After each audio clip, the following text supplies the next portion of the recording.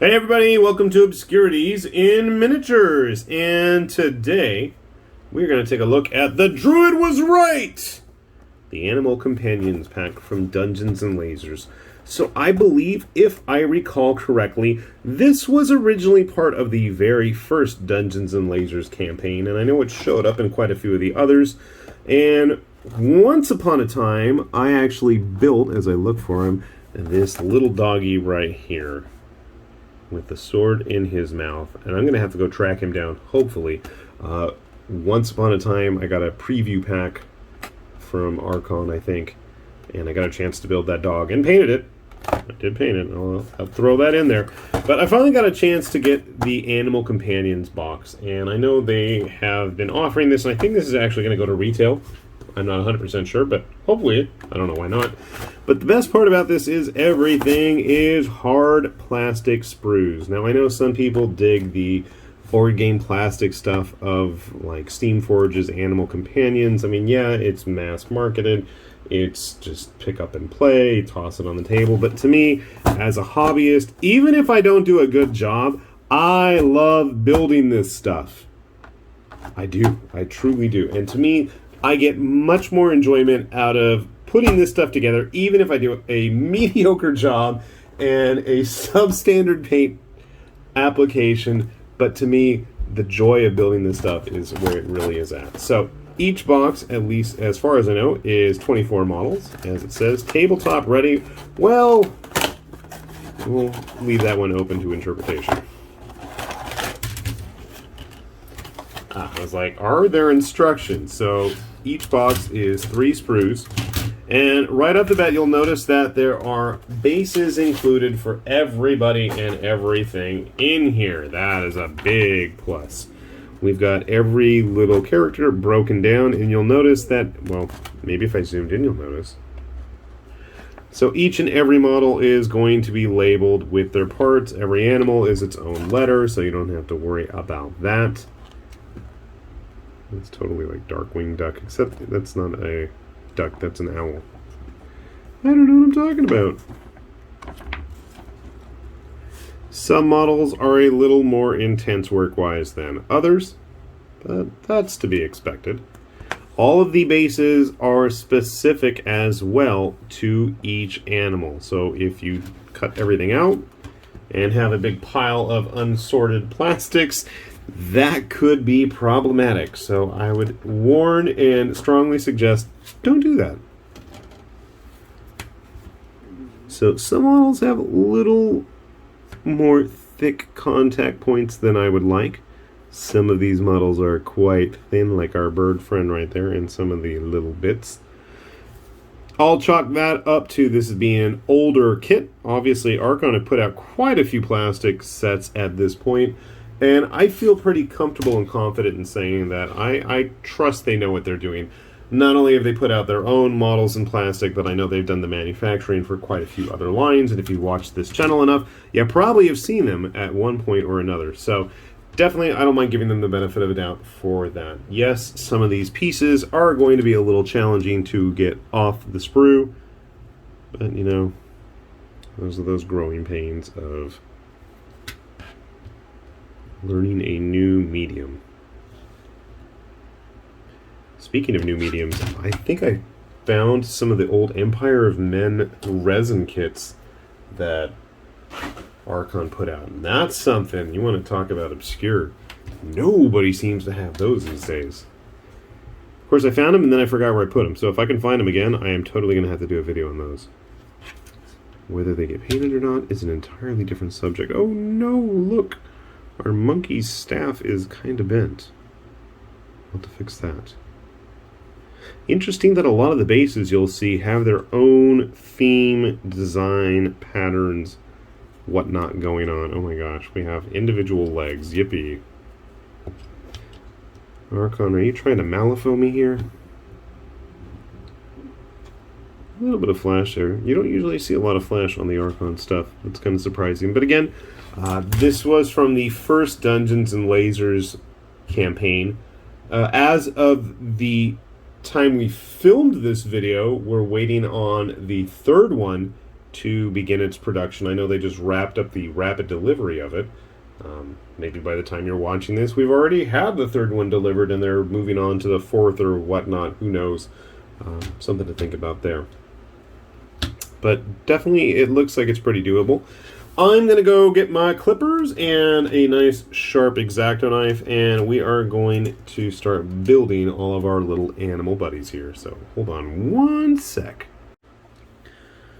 Okay, so after much time has passed since I started this video, I have actually got all of the animal companions in this box complete. And it's not to say that they were, well, overtly difficult models or anything. It just was time consuming that every single critter consisted of at least minimum, 4 or 5 pieces. For the most part, and obviously I didn't do a great job on this cyber kitty, but I'm not a big cat fan anyway, so I didn't care.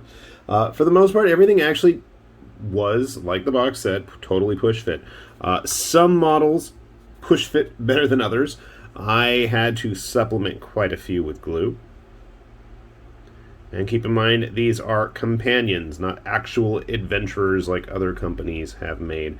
Everybody and everything here is on a 25mm looking base. So, something to keep in mind. And there is such an absolute variety. Spaced out dragon. Some of the seams where the parts go together on models are a little bit more obvious than others. Some fun random mimics. This is the safe mimic.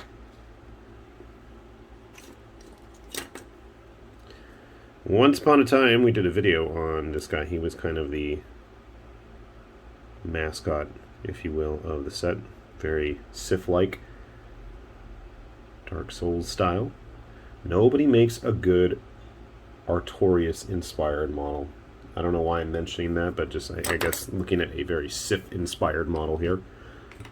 I did glue him.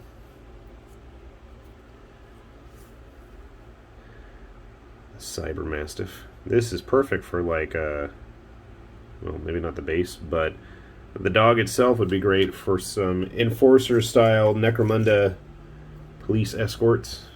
Good old classic treasure chest mimic. Our post-apocalyptic vending machine mimic that I need to do a better job of cleaning on. I know. Funny, the mimics don't actually have bases. Our robot bird, who's in need of a little bit more cleanup there. I do like that we have a variety of both sci-fi and regular animal companions. Robin the Goblin. I think he was kind of the Kickstarter mascot. And another thing that's interesting is all the bases are actually quite different. Very swashbuckling looking cat. How he's going to pull that dagger off, I don't know. Not my problem. Another cyber dog. It's crazy just how much they crammed into this box as well. The monkey, I wasn't a fan of. He didn't really go together well, and I had a hard time getting his staff in place. He had to get glued.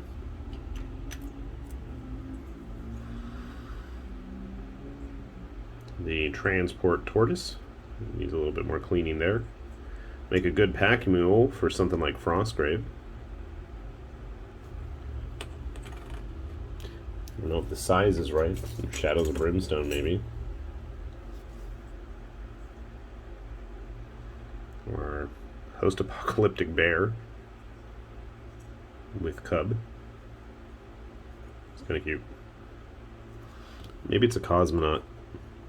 I guess that's one of the downsides about not having larger bases is the bigger animals like the bears ended up, well, they're big, but they're not overtly large. It's like a barbarian, I guess.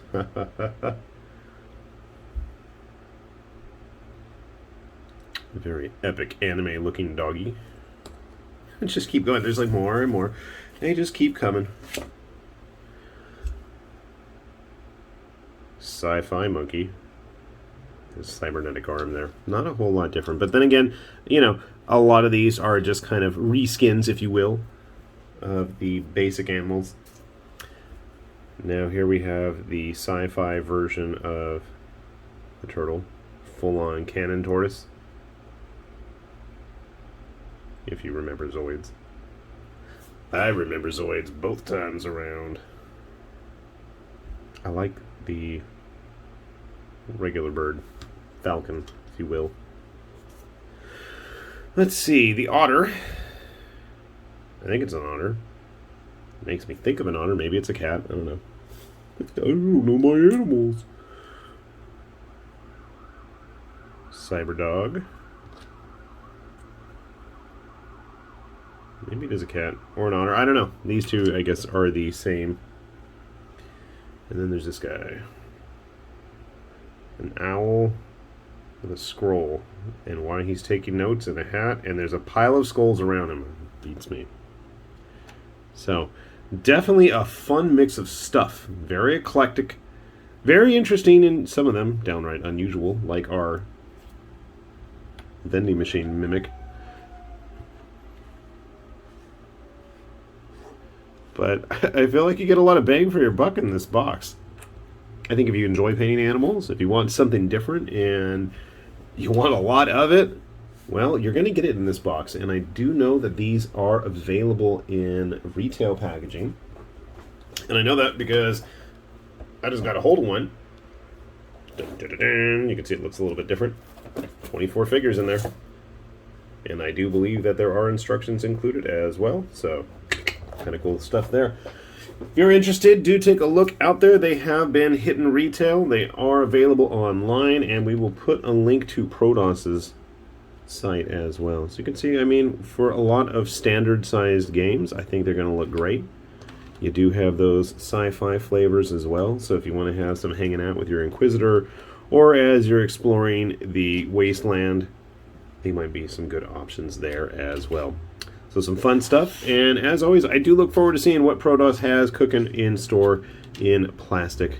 I do miss the days of when they were producing resin, but I can't complain. I love me plastic kits, even if it's stuff that I might not necessarily have a whole lot of use for at first, but I'm going to paint it and play with it nonetheless. So, with that said, this has been High Lord Tamberlane with Obscurities and Miniatures, saying thanks for watching, and we will see you back here soon. Bye-bye.